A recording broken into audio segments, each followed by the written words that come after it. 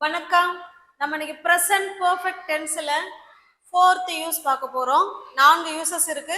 அதுல இன்னைக்கு 4வது யூஸ் பாருங்க.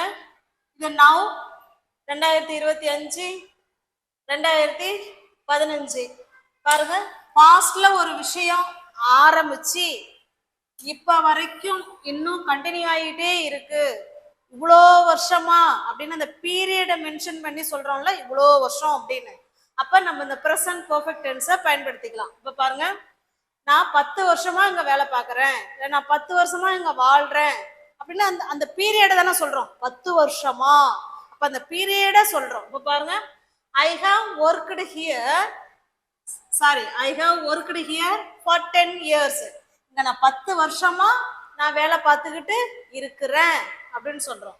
இதே அவ 10 வருஷமா வேலை பார்க்கறான்னா she has worked here for 10 years. Okay, got it?